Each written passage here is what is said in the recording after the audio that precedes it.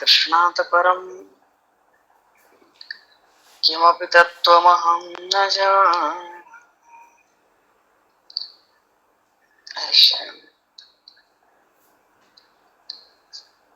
पूर्व प्रसंग में श्री उद्धव जी महाराज वो ब्रज गोपियों का दर्शन हुआ, श्री स्वामिनी जी का दर्शन हुआ।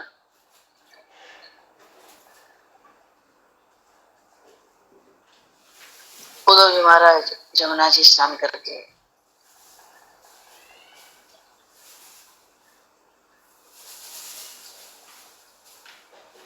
और जैसे सूर्य नारायण उदय होते थे नित्य ही गोपियों की सभा वहां जुड़ जाती थी।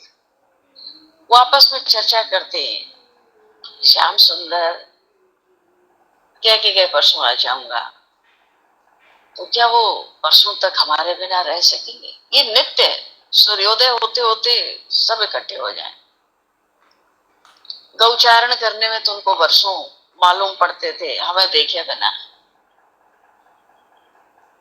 कोई गोपी कहती है सवेरे गए ना आज मथुरा, शाम तक तो आ ही जाएंगे। और भगवान को बहुत समय हो गया, क्योंकि लिखा लगभग 1 आध वर्ष तो भगवान गुरुकुल रह गए, कहीं कहीं 64 दिन ही रहने की बात है, और वर्षों बीत गए। पर इसी प्रतीक्षा में गोपियों के प्राण रुकते हैं, अब आएंगे अब आएंगे। सुबह गए शाम आ जाएंगे, वो परसों तक क्या हमारे बिना रह सकेंगे? आपस में गोपियां सब इकट्ठी होती, सूर्योदय के साथ ही थोड़ा प्राण को अवलंबन मिलता है। और नंद भवन से भगवान तो उद्धव जी को अपना सब साथ दिए थे। अवस्था वही है, रंग रूप वही है, वस्त्र वही है, पोशाक गोपियों श्याम सुंदर है क्या? पर कुछ दूर से उद्धव जी आगे बढ़े गोपियों की तरफ। चलन चाल से पता पड़ गई कि ये उद्धव है। तो श्याम सुंदर की चाल ही बड़ी ललित है, कोई कोई सखी कहती है तो उद्धव है, कोई कोई कहती है श्याम सुंदर तो नहीं है पर उनकी कोई मिलनिया है, कोई कहती है ये उद्धव है, कृष्ण के सखा है। श्री जी उस सभा में विराजमान है। उद्धव जी ने प्रणाम किया, दंडवत प्रणाम किया उद्धव जी। तो गोपियों ने अपने उत्तरीय वस्त्र आसन के लिए डाले, और उस आसन पर उद्धव जी महाराज बैठे नहीं, मस्तक से लगा के और ब्रज रज में बैठे।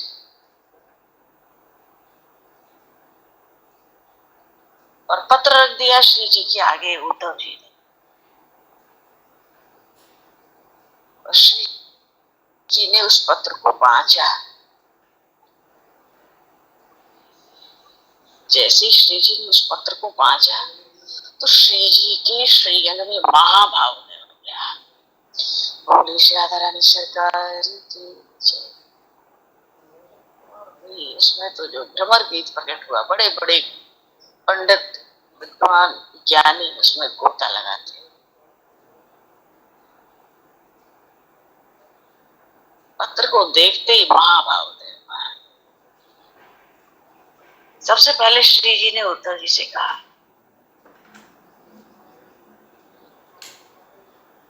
कि उद्धव ये सुनाओ कि आर्यपुत्र कुशल से तुमने? उद्धव जी ने कहा हाँ कुशल से। और तो महाभाव उदय था, उस महाभाव में श्री जी ने 10 श्लोक बोले, और जैसे ही आरंभ किया श्री जी ने महाभाव के उन 10 श्लोकों को कहना, तब तक एक भंवरा न जाने कहां से आ गया, श्री जी के चरणों में मंडराने लगा, गुंजार करने लगा। पर श्री जी तो महाभाव के आवेश। तो जो 10 श्लोक श्री जी ने सुनाए और लक्ष्य कर दिया उद्धव जी के सामने भंवरे, ओ भंवरे तुम्हारी ये जो मूंछ है इसमें तो कुमकुम और केसर लग रहा है। लक्ष्य तो उद्धव जी है, लक्ष्य मथुरा में विराजमान वो श्याम सुंदर भी है, और लक्ष्य वो भंवरा भी है जो चरणों में अनुनय विनय कर रहा है। महापुरुषों ने स्पष्ट कहा कि भंवरा और कोई नहीं, ये तो नंदनंदन श्याम सुंदर है जो श्री जी के चरणों में अनुनय विनय कर रहे हैं। इसलिए श्री जी ने जो 10 श्लोक महाभाव में भावावेश में कहे उनको भ्रमर गीत कहा गया, क्योंकि संबोधन उस भंवरे को ही किया। ओ भंवरा,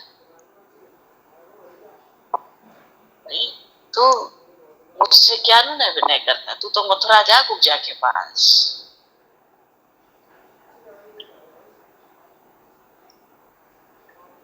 जो सांवरे वर्ण वाले हैं ना, उनकी सख्यता से, उनकी मित्रता से मैं पूर्ण हूं, तू तो वहीं जा। जो सांवरे वर्ण वाले नंदनंदन है उनकी मित्रता से मैं पूर्ण हूं, मानो उनसे खूब परिचित हूं। श्री जी ने जो श्लोक कहे मालूम पड़ता है प्रभु की निंदा हो रही है, और निंदा में ही स्तुति की गई है। तो बहुत ध्यान देने का विषय है। निंदा में स्तुति है।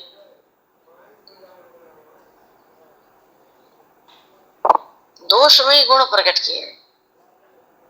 कहती है वो भंवरे, हम जानती हैं ये सांवरे वर्ण वाले प्राय ऐसे ही होते। कैसे होते हैं? एक थे वो दशरथ नंदन,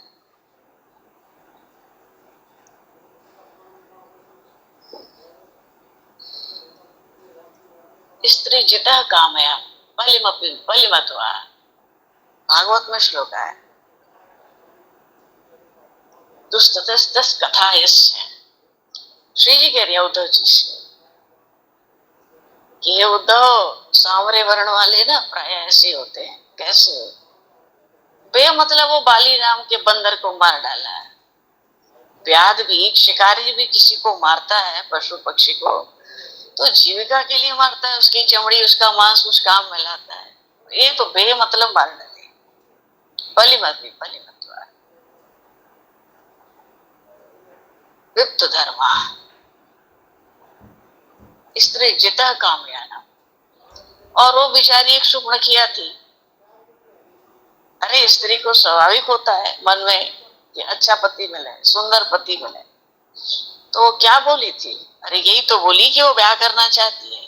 बस इतने पर अपने छोटे भाई से कह के उसके नाक कान कटवा दिए। ऐसे थे वो दशरथ नंदन। इन सामरे वर्ण वाले की प्रीति से, इनकी मित्रता से, इनकी सच्चता से मैं पूर्ण हूं। मानो संबंध तो जन्म जन्मांतर का है, युग युगांतर, कल्प कल्पांतर, सृष्टि न हो तब भी। ऐसे होते हैं वो सामरे वर्ण वाले, उनके गुण से मैं पूर्ण हूं।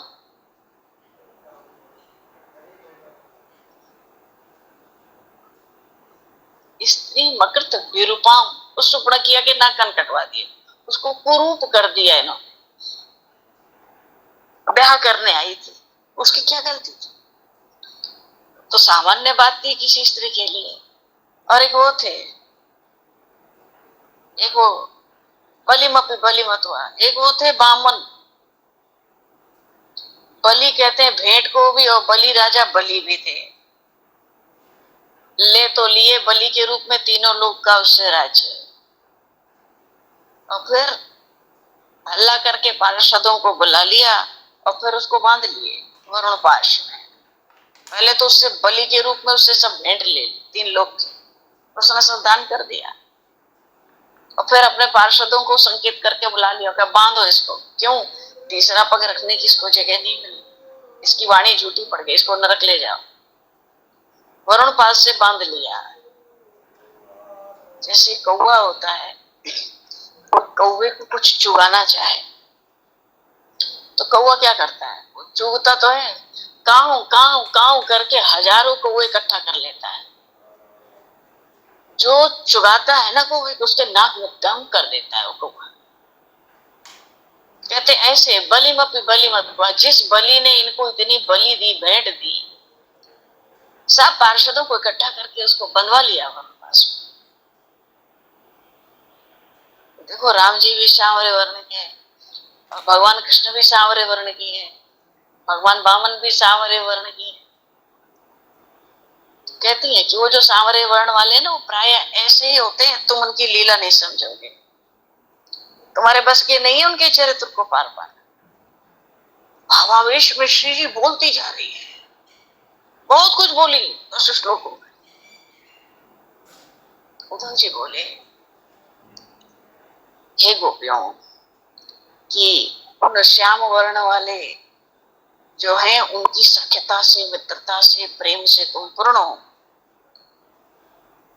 और कहती हो उनका नाम मत लो, उनकी चर्चा मत चलाओ, और बार बार उनकी चर्चा चलाती हो, उन्हीं की लीला कहती सुनती हो, उन्हीं के नाम का कीर्तन करती हो, ये क्या बात हुई?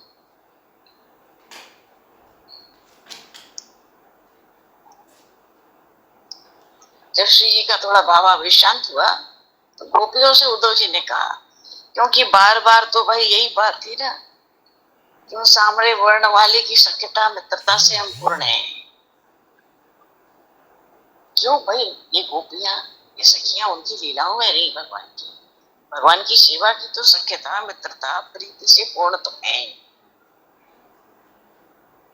तो भावावेश में श्री जी ने जो श्लोक बोले उनका भाव यही था कि उनकी बात ही मत चलाओ, सार तो यही था, उन सांवरे वर्ण वाले की बात ही मत चलाओ। एक थे वो दशरथ, एक थे वो वामन, एक ये है, सब बात सुना दी श्री जी ने, बहुत सी बात थी। और जब भावावेश शांत हुआ थोड़ा तो श्री जी ने गोपियों से कहा, भाई तुम कहती हो उनकी बात मत चलाओ, उनकी सख्यता मित्रता से हम पूर्ण है, और तुम भी लोग बार बार उनकी चर्चा चलाती हो। उद्धव जी भी तो जानते हो साक्षात परमात्मा है, उद्धव जी को लीलाओं को समझने में देर नहीं लगी। रामावतार का भी स्मरण भावावेश में हुआ, वामन अवतार का हुआ, नरसिंह अवतार का भी हो गया, और श्री कृष्ण अवतार का भी स्मरण हो गया। उद्धव जी ने कहा, भाई ये गोपियों, तुम एक और तो हमसे कहती हो कि उनकी सख्यता मित्रता से पूर्ण हो, उनकी बात ही मत चलाओ सांवरे वर्ण वाले की, और दूसरी ओर उनकी चर्चा हो रही है बस। उद्धव जी को अपना भी तो बीच में कुछ अवसर चाहिए, उपदेश करने आए हैं। जैसे एक व्यक्ति था, एक दृष्टांत है, एक दृष्टांत होता है, एक दृष्टांत होता है। तो एक व्यक्ति था, उसके घर में आग लग गई। अब पूरे गांव में आग लगती तो नहीं होता, उसी के घर में अग्नि लगी। उसका नदी के किनारे पास में कुटिया थी उसकी, कितना भी सोचे अग्नि थोड़ी बुझेगी, सब स्वाहा तो हो ही गया। तो अगले दिन बेचारा बहुत उदास तो था। अब अगले दिन सहानुभूति में वैसे भी गांव वालों ने सब उसको सूखा सीधा आटा चावल दाल ऐसे ऐसे देते गए, कुछ बचा तो है नहीं इसकी कुटिया। तो पहले दिया सलाई तो होती नहीं थी, माचिस तो होती नहीं थी, अब खाना बनावे तो कैसे बनावे? एक कंडा ले लिया गऊ का और पूरे गांव में घूमने लगा, कोई अग्नि दे दो, कोई अग्नि दे दो। तो कोई कहता है हाल हाल में इतनी अग्नि तेरे घर में हो गई, गांव में हाहाकार हो गया, अभी भी अग्नि लेके ढूंढ रहा है, अग्नि की चाह कर रहा है। तो उस व्यक्ति ने उससे कहा, क्या करें, भले सब हो गया पर उस अग्नि के बिना काम चलता भी तो नहीं है। ऐसे उद्धव जी कहते हैं कि गोपियों, एक और तो तुम कहती हो कि सांवरे वर्ण वाले की सख्यता मित्रता से पूर्ण, उसकी बात ही मत चलाओ उनकी, और तुम बार बार उन्हीं की बात चलाती हो। गोपी कहती हो यदि उनकी चर्चा न चलावे, उनका चिंतन स्मरण गुणगान न करे तो ये उद्धव तुमसे क्या कहूं, मालूम पड़ता है अब प्राण निकला। मानो बिना चर्चा कीर्तन स्मरण के काम भी तो नहीं चलता है, प्राण तो धारण करना है उन श्याम सुंदर के आने की प्रतीक्षा में। उनकी चर्चा यदि न चला में तो मानो प्राण निकला। उस चर्चा से, उन लीलाओं के चिंतन से ही शरीर में प्राण टिका है।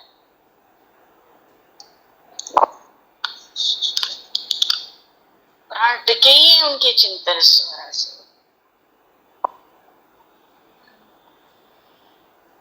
उद्धव जी से श्री जी ने कहा, कथा तो बहुत है, बस थोड़ा थोड़ा प्रधान स्मरण करेंगे। प्रधान श्री जी ने कहा, जब कुछ कुछ चर्चा करने लगे उद्धव जी, कुछ ज्ञान की चर्चा थोड़ी बहुत इधर उधर भूमिका बांधने लगे, आरंभ करने लगे धीरे धीरे।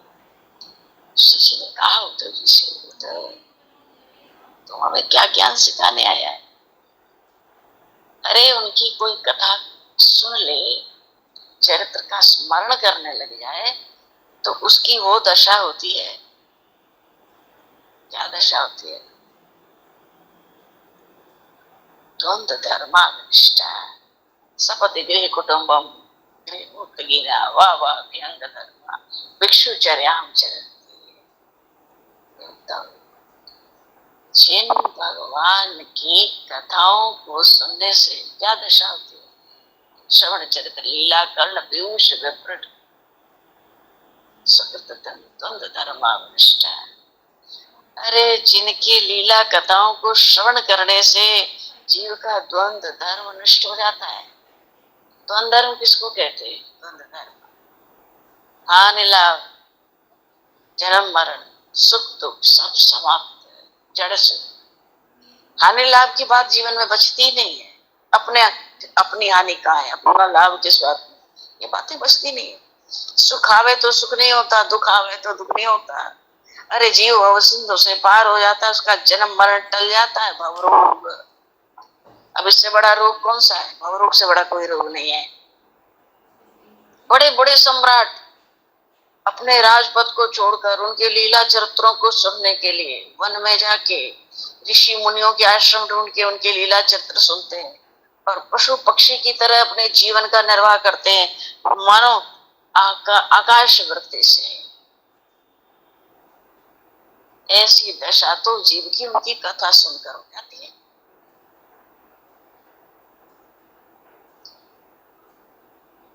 भिक्षा वृत्ति से, पशु वृत्ति से, जिनकी कथा सुनने से ये दशा हो जाती है। और हम तो उनके लीला में रही, उनकी सेवा करें तो हमें ज्ञान सिखा रहा है, ज्ञान की बात करता है।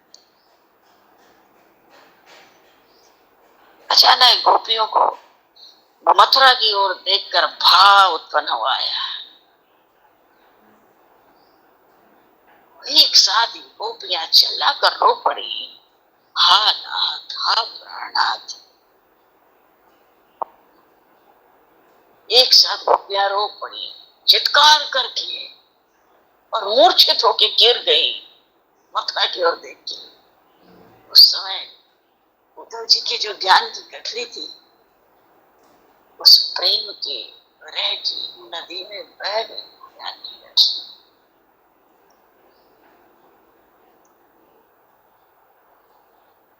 ऐसी दशा, बीच बीच में ऐसी झांकी का दर्शन होता था गोपियों के, श्री जी के उद्धव जी को। उद्धव जी बोल उठते, इन गोपबद्धो गोविंद बाबा मत जन्म नंद कथा रस। मानो उद्धव जी का भाव है कि मनुष्य जन्म लेने का फल तो इनको मिला है। गोपबद्धो गोविंद निखलात मणि गूढ़ भाव। गूढ़ भाव कहते प्रेम लक्षणा भक्ति को, जिसके लिए बड़े बड़े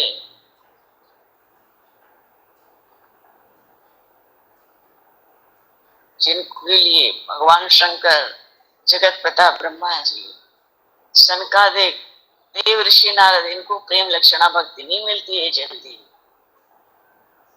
ऐसा वो गूढ़ भाव, वो गूढ़ प्रेम इन गोपियों को प्राप्त है। उद्धव जी इन गोपियों का, उनकी महिमा का गुणगान कर रहे हैं। मानो इन गोपियों के आगे अनेकों बार ब्रह्मा बनने से क्या लाभ। उद्धव जी ने गोपियों को मस्तक नवाया। उनके चरणों की धूल वो मस्तक पर धारण करने लगे। बार बार ब्रजवासियों की महिमा का गुणगान करते, उनकी परिक्रमा करते, दंडवत बारंबार। वृंदावने किमपि गुल्मलतौ नाम। उद्धव जी के मन में बात आई, इस वृंदावन में कहीं कोई गुल्म लता कुंज के रूप में, एक पत्ते के रूप में मुझे स्थान मिल जाता है। ओ, ये वृंदावन, यहाँ कोई दूब तृण ही बन जाए तो मैं अपने को कृतकृत्य मानूंगा। क्यों? जिस मार्ग से गोपी गोप चलेंगे उनके चरणों की धूल उड़ेगी, और मैं तृण बनूं, घास फूस बनूं या लता वृक्ष बनूं, मुझ पर पड़ेगी, हम कृत्य हो जाएंगे। ऐसी दशा उद्धव जी की क्यों हुई? गोपियों की प्रेम लक्षणा भक्ति का दर्शन करके। पादेरेणु सर्वविक्ष पुनाति भुवनम श्रेयम नंदे बंदे नंद ब्रज स्त्रीना। इस तरह के श्लोक हैं भागवत में, कहीं ब्रह्म गीत के प्रसंग में आ गया है। वंदे नंद ब्रज स्त्रीना, गोपियों की महिमा का वो गुणगान किया उद्धव जी ने।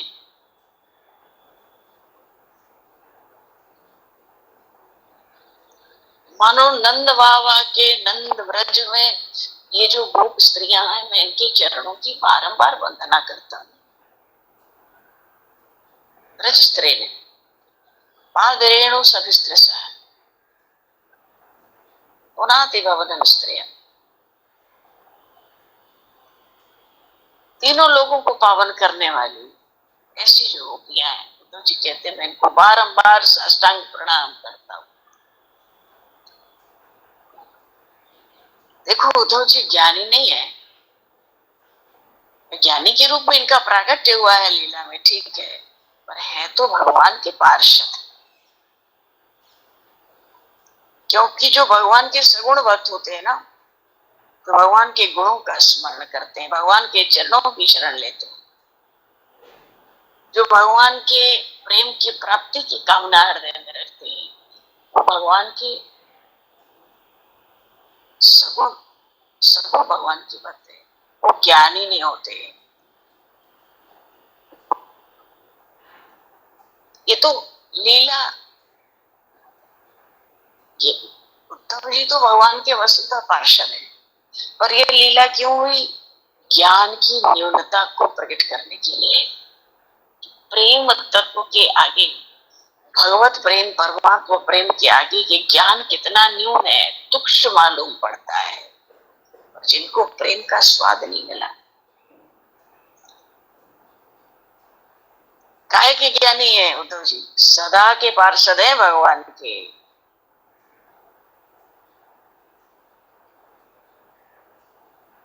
भगवान के सदा से पार्षद है।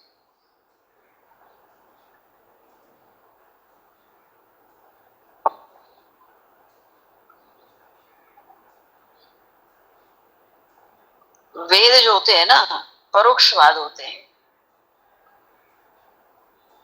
वेदों को परोक्षवाद कहने का अर्थ होता है, अर्थ कुछ होता है, शब्द कुछ प्रकट होते हैं।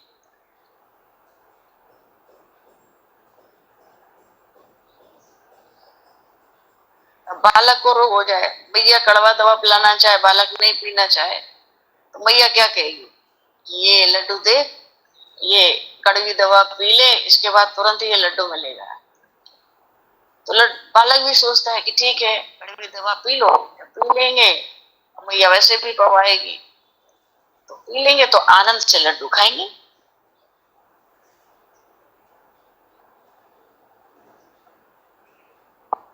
मैया लड्डू के लिए थोड़ी दवा खवा रही है।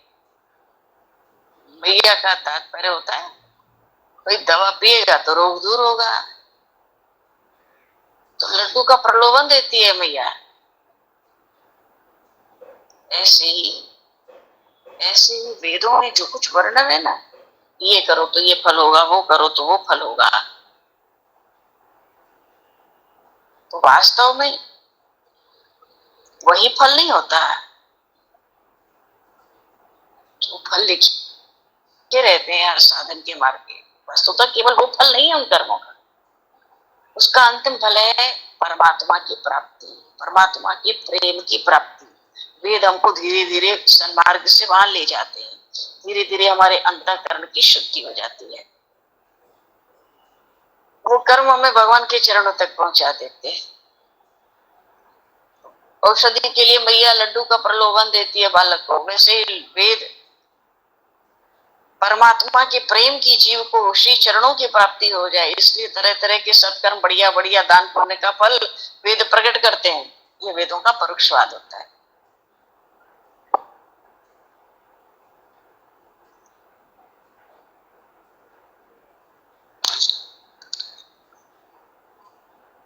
एक कहते हैं श्री कृष्ण ने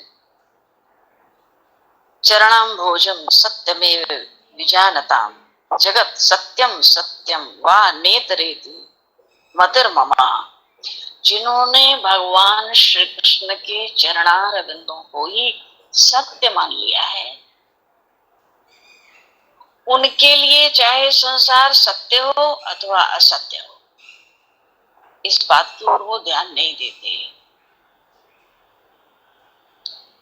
जगत कहते हैं ना, ब्रह्म सत्य जगत मिथ्या। अरे भैया, जगत सत्य है कि मिथ्या है, उनकी बुद्धि इस भ्रम में नहीं पड़ती, उनको इस चक्कर में पड़ना नहीं। श्रीधर स्वामी जी ने अपने भागवत जी की टीका में कहा, श्री कृष्ण चरणाम्बोज सत्यमेव विजानताम। अब भगवान, जिनको भगवान के चरणों में प्रेम हो गया, जिन भक्तों ने, महापुरुषों ने भगवान के चरणों को सत्य मान लिया, अब भगवान सगुण है कि निर्गुण है, क्या लेना देना उनको। जगत मिथ्या है कि जगत सत्य है, इन महापुरुषों को क्या लेना देना। अगर हृदय में ऐसी आशंकाएं उत्पन्न हो रही है हमारे, तो पता चल जाता है कि अब अभी हम भगवत कृपा प्राप्त करने के पूर्ण अधिकारी नहीं बन सके। जिनके ऊपर भगवान की पूर्ण कृपा हो चुकी है, उनके मस्तिष्क में ऐसे प्रश्न उठकर उनके चित्त में विक्षेप उत्पन्न नहीं करते, कर नहीं सकते। अब भगवान सगुण हो या निर्गुण, साकार हो या निराकार, जगत सत्य हो या त्रिकाल में भी उत्पन्न हुआ ही नहीं हो, जो उच्च कोटि के साधक साधक संत भक्त होते हैं, वो इन बातों से कोई मतलब ही नहीं रखते। हाँ, यथाशक्ति संसार की जितनी संग्रह है वस्तुओं का, व्यक्तियों का, उसको त्याग करके भगवान के चरण कमलों में प्रेम करने के निमित्त पागल से बन जाते हैं। वो इस उलझन को सुलझाने में, जगत का मिथ्यात्व क्या है, क्या वो घट घट व्यापी भगवान हमारे हृदय की बात को जानते नहीं? क्या वे सर्वशक्तिमान नहीं? क्या उनका चित्त दया से भरा हुआ नहीं है? और यदि हाँ, भगवान सर्वशक्तिमान है, उनका चित्त दया से भरा है, वो कण कण में व्याप्त है, तो हमें हृदय से, हमारे हृदय की बात क्यों न जानेंगे?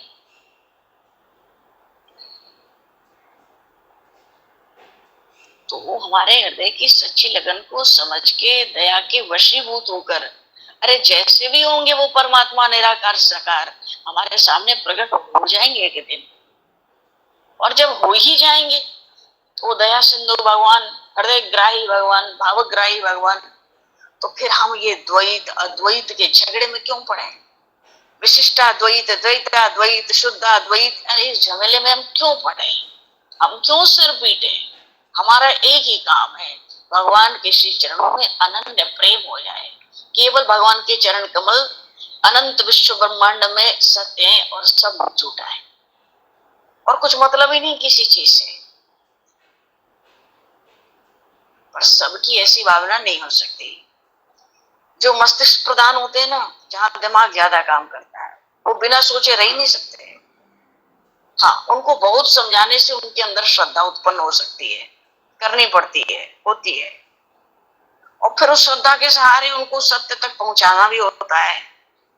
इसलिए हमारे ऋषियों महर्षियों ने वेदांत शास्त्र का उपदेश किया। वेद के अंतिम भाग को वेदांत कहते हैं। और उस वेदांत का संबंध विचार से होता है। और जो हृदय प्रधान जीव हैं, जो भाव प्रधान जीव हैं, वो विचार करने की ज्यादा परवाह नहीं करते। वे तो श्री कृष्ण श्री कृष्ण श्री कृष्ण कहते कहते ही अपने प्यारे के चरण कमलों तक पहुंचकर सदा उन्हीं के होकर रहते हैं। उन्हीं के होकर क्या रहते हैं, वहां पहुंचकर वो साक्षात उनका स्वरूप ही हो जाते हैं, तद्रूप हो जाते हैं। और सबको तो ऐसा सौभाग्य प्राप्त नहीं हो सकता है। जिनके ऊपर परमात्मा का अनुग्रह होगा वही इस पथ का पथिक बन सकता है कि द्वैत अद्वैत विशिष्टाद्वैत द्वैताद्वैत शुद्धाद्वैत निर्गुण सगुण निराकार साकार माया ब्रह्म इस सब झमेले से जो निकल के केवल भगवान के चरण कमलों को सत्य मानकर निरंतर उन्हीं चरण कमलों के ध्यान में मस्त हो जाए, वो किसी बात की ओर ध्यान देता नहीं।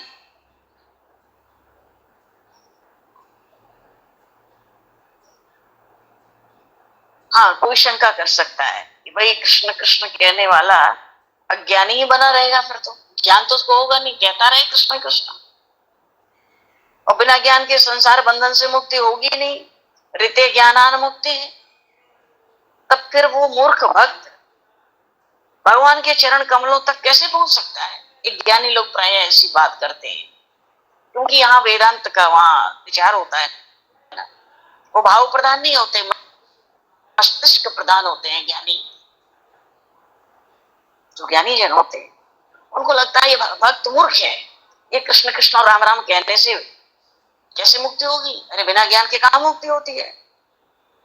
ये कैसे पहुंचेगा? इसको कैसे परमात्मा की प्राप्ति होगी? तो भैया इसका सीधा उत्तर यही है कि जो सर्वस्व त्याग करके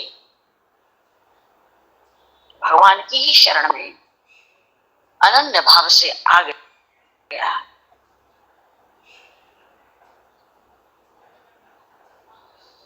भगवान तो सच्चिदानंद है ना।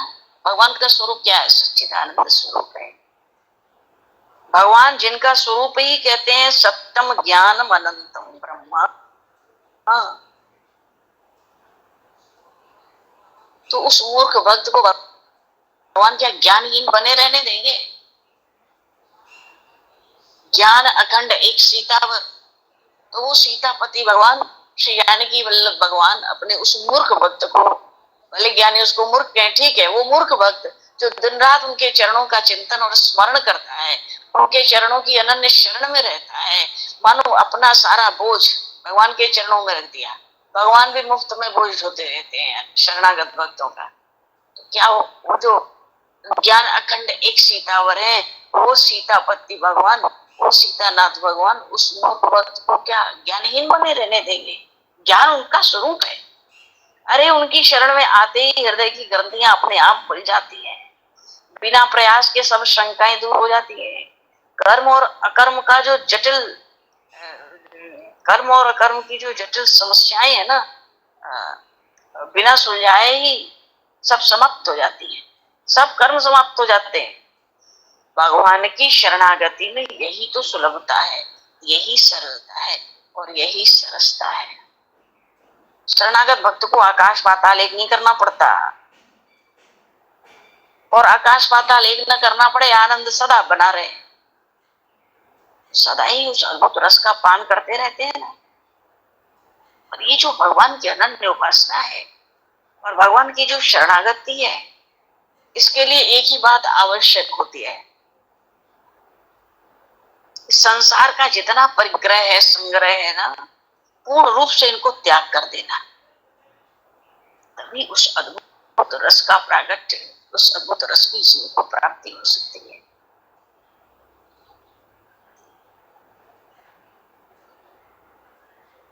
खाली डोंग बना लेने से, भेदभाव से, संकुचित क्षेत्र में बंधे रहने से काम तो नहीं चला आज तक किसी का।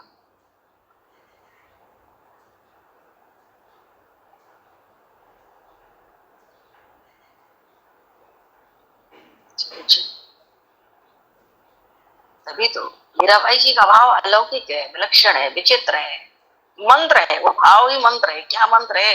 मेरे तो गिरधर गोपाल दूसरो न कोई, दूसरो न कोई, ये महामंत्र है। इसमें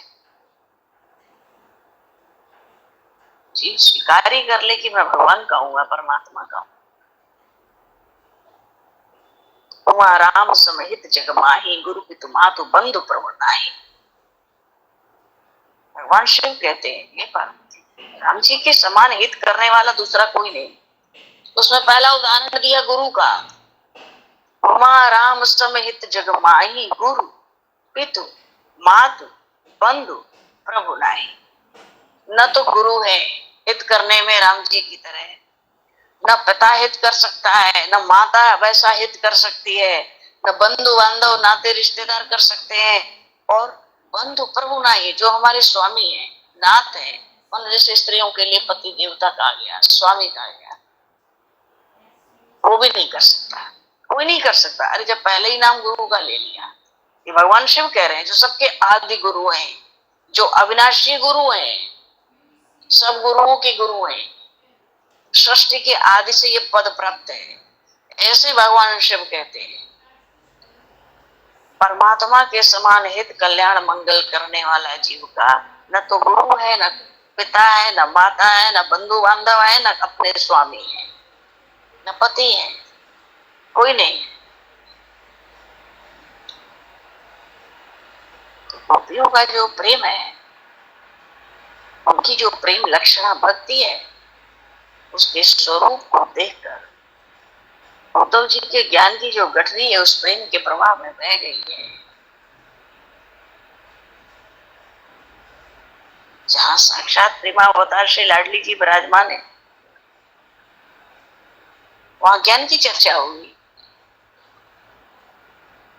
तो क्या ज्ञान सिखाता है?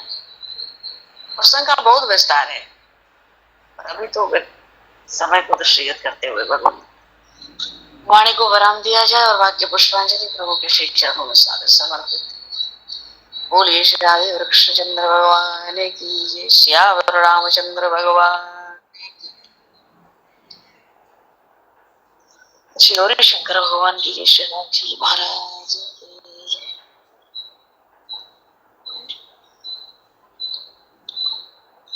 सब संतन की जय, सब भक्तन की जय।